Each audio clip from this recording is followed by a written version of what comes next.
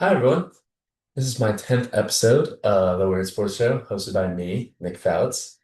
And in today's episode, I'm going to be talking about a viral weird sensation, the Savannah Bananas, and how the Savannah Bananas baseball team has a different take on baseball and giving it more fun and entertaining feel.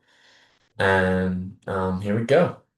They started out as a college baseball team in Savannah, Georgia in 2015 with a goal to make it more fun and bring back fans to Grayson Stadium in Savannah, Georgia. The owners, Jesse and Emily Cole, had that in mind after the single A Mets affiliate, Savannah Sand Gnats, relocated to Columbia, South Carolina. And they just wanted to bring baseball back to that stadium. It's an historic stadium in Savannah, Georgia. They've had that stadium there for 90 years.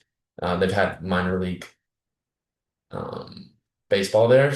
And so they just wanted to create a fun atmosphere and, give their take on it with a fun name and all that.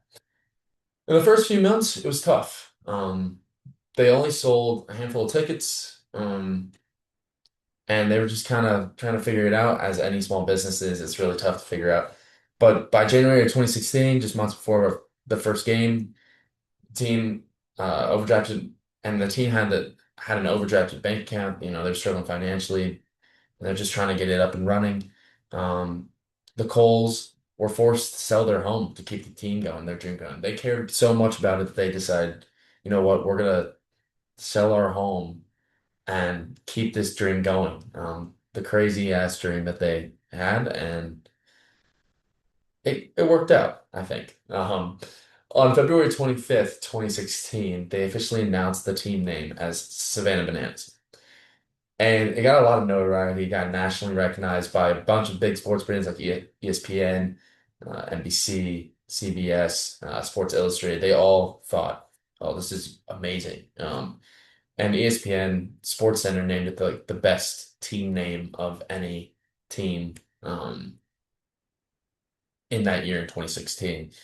So they just were starting to build a little bit more momentum. They had the spark going. Not everyone liked the name though in Savannah. People said the owner should be thrown out of town. He'll never sell a ticket. And I quote and this is what Savannah Bananas were saying on their website, this is what they said that people were saying. And they heard a lot of comments like that. And frankly, it's easier to be a hater than fully commit to something like that. And people are like, yeah, I don't know if that's going to work. Baseball is such a traditional sport. It doesn't really like that. It's not how it works. It's a fun game as it is. You don't need all these extra stuff. So they sold out opening night and have sold out games throughout the world and the country. NFL, MLB, college football teams around the world, US and the world. Um, I mean, recently they sold out Kyle Field and at Texas A&M in College Station, which has well over 100,000 people in their college stadium, and they sold out that. So they've sold out everything. I know here locally in Denver, they sold out 2 nights in a row last year, and they're doing the same this year at Coors Field, and it comes out as no surprise. The Bananas were just a part of the Coastal Plain League, Summer Collegiate League, for 7 seasons before they became full-time banana ball players. They were actually very successful. The team won Pettit Cup championships during the collegiate team reign, had 35 players drafted across the 7 years of play. So they had a bunch of good players, and they weren't the top players, but they were good players, and they had a lot of success. But in 2022, they kind of made a drastic shift. The Bananas announced they were just doing full-time banana ball year round. They're leaving the Coastal Plain League, and it was born out of the idea, the goal of making baseball more fast-paced, entertaining, fun. For example, the music is throughout the whole game, and there's performances. There's belly dancers. There's like dad bod. They have like a dad bod celebration squad. They have like all these the old people's celebration squad. They have all these like distractions and fun things that make the baseball really fun. And bringing a new twist to baseball that maybe people that weren't baseball fans can enjoy. Um, and their organization is really about fans first. Now, they have six teams, all part of the Banana Ball Championship League. For example, they got the Savannah Bananas, as everyone knows.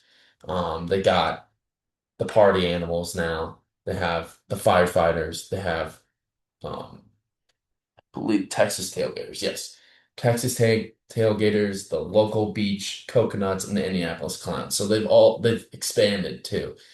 And all these teams, it's given like a lot of these former minor leaguers a lot of the time or former college baseball players a platform to play the game differently, and they're making more money than they were in the minor leagues. And so that's what's made it really fun. And they have contracts with ESPN and TNT and TBS and stuff, so they have big contracts too, and they're getting more notoriety than they would in the minor leagues. And so that's why it's been great for all these players and fun for the fans as well. Um, and it's so silly. Banana ball is ridiculous. And there's 13 official rules to banana ball. So this is how it works. It's very different than traditional baseball. So for example, every inning counts, number one. And what that means is instead of like adding up all the runs, for the final score, every single inning is like worth a point. So like if you win the inning, you get a point. And the team with the most runs in the inning gets that point. The final inning is an exception, though, where every run counts as 1 point. So you add up all the points. Basically, you can't just like there's no like comebacks really. Like it's a little bit different. Um, and so that makes it like every single pitch, every inning, every run means more. I think that's what they're thinking. And then number two, 2 hour time limit. As you know, baseball can be a really long game. The pitch clock in MLB has really helped and in baseball, in college baseball. But it can still be pretty long. And to keep the game moving fast, they have no new inning can start after 2 hours or after 1 hour 15 minutes for local cutoff time. That's kind of the rule. And then number three, no stepping out. The batters must remain in the box. If the hitter steps out, the umpire will call an automatic strike. Yeah, so this is big because I played baseball growing up. I Most of the guys I played with, including myself, would just back up um, when you now have to take a deep breath, and that takes time. And so these rules help. The no stepping out helps speed the game up, and it makes the pitcher go faster, and it does the whole thing, and it helps. It helps that. No bunting allowed. So bunting is prohibited. Batter bunts, they are immediately ejected from the game. And I get this. Bunting can be, it's like that small ball baseball, and it can be a little boring sometimes, but it's effective in real baseball. But like for this reason in banana ball, yeah, they should not have bunting. It makes no sense. And bunting in this case can take time and it's boring. And you want the players to hit. And Savannah Bananas, they've always wanted players to hit. Batters can steal first. Now, this is a very interesting rule. This is the fifth rule. Batters can attempt to steal first at any time during the at bat, including on a wild pitch or pass ball. And I've always thought this is a very interesting rule just because, like, they can just take off. Like, it's not like ball four. Like, they can just take off. And that's something very different than regular baseball and traditional baseball. They can just take off, which is hilarious. And it makes the game more exciting. You don't know when the base runner is going to, I guess the batter that turns into the base runner is going to do that. So it's really fun. Number six, the ball four sprint. They don't have any walks, which another thing like bunting, it can be a little boring. It can slow down the game. It becomes a sprint. So the batter takes off running. It's awesome. Takes off running and can advance as many bases as they want. The defensive team must pass the ball to every player on the field before the ball becomes live and play can be made on the runner. So it's an all-out free-for-all. So potentially they could just lap the bases. I mean, they could not lap the bases, but they could get a home run on that kind of play because maybe they make a fielding error or something. It's chaos. And so that's one of the things that they brought in that rule. Number seven, no mound visits. Coaches and catchers are not allowed to visit the mound on any time. Now, this is one of my pet peeves, and they've done this in baseball. They've limited the mound visits, but mound visits can take forever, especially with position players coming in or like infielders or head coach or pitching coach. They take forever, and it sucks because it's just like let's keep the game moving, and the ump has to come out there. In this case, no mound visits doesn't slow down the game. It's an awesome rule. I love it. My favorite rule, and this is number eight, fan catch out. So if a foul ball is caught directly out of the air by a fan, the batter is called out. Genius. I think this is the best rule. I wish the MLB would adopt this. This is such a great rule because if you make a spectacular catch, you literally get rewarded for that catch. Like it can't get better than that. And I think it keeps the fans engaged. It incentivizes them to bring their glove even and like actually enjoy every second of the game. And so that's why I really like this rule. Um, if it's caught out of the air, batter can it's called out.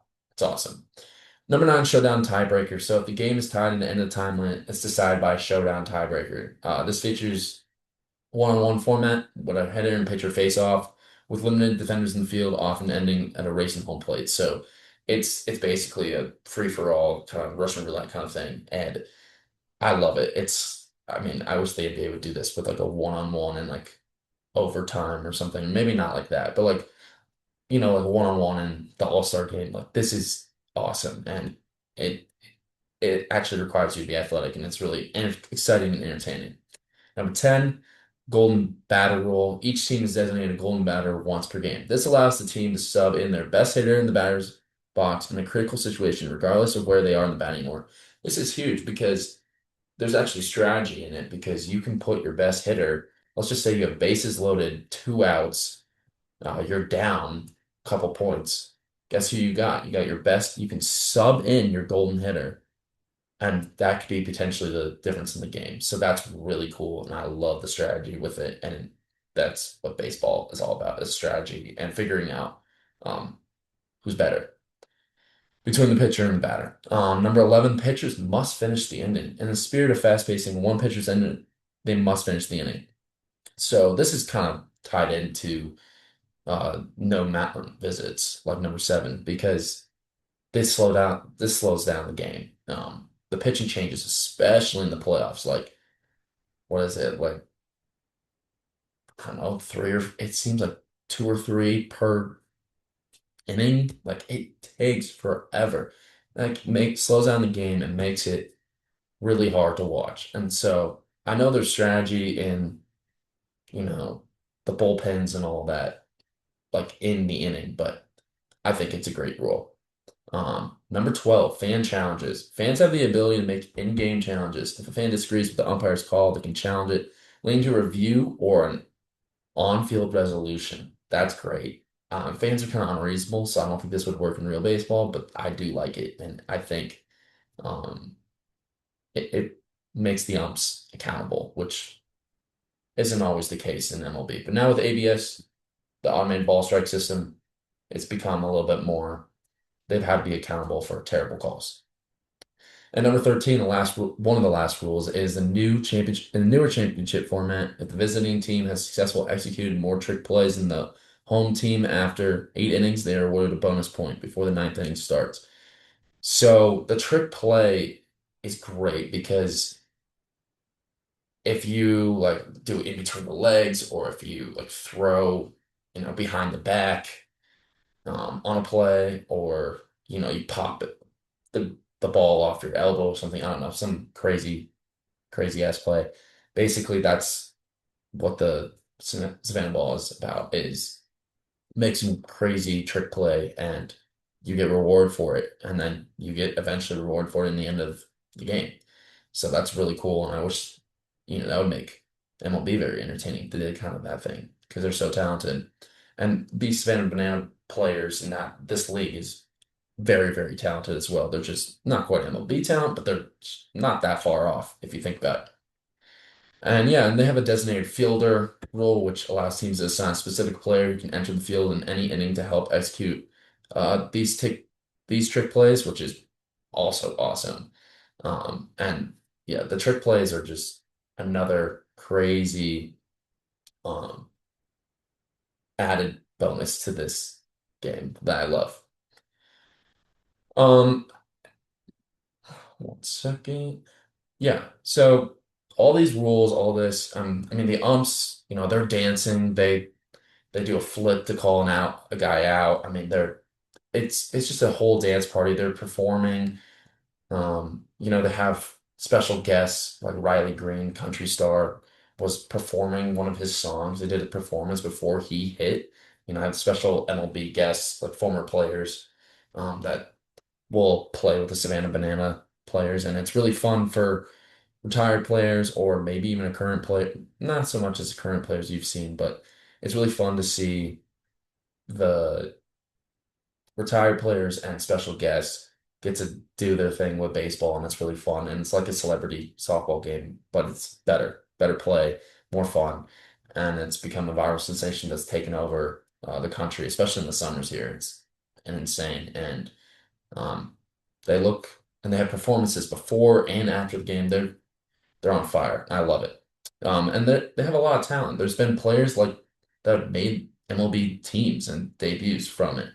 Cade Marlowe, who played for the Bananas in 2018. They were a college team, but before debuting with Seattle, Brendan Braden Skewmake, infielder who played for Savannah, later debuted with the Braves. Brett Wisely went with the Giants. Bo Zussler, pitcher who played with Bananas, Pirates and Orioles. I mean, there's a lot of guys who played for the Bananas either currently or after that have had MLB experience. So that just makes it even more fun because they're so talented and all that. And Banana Ball will be coming to Denver in August, and I'm hoping to be there, and hopefully everyone will watch. And yeah, it's really cool in person from what I've heard, and that's what I want to see. Anyway, thank you for listening. This has been another Weird Sports episode. I'll be doing another episode next week on a Brendan Sorsby betting scandal. And like and subscribe to the channel, and it's growing weirdos. And have a great day.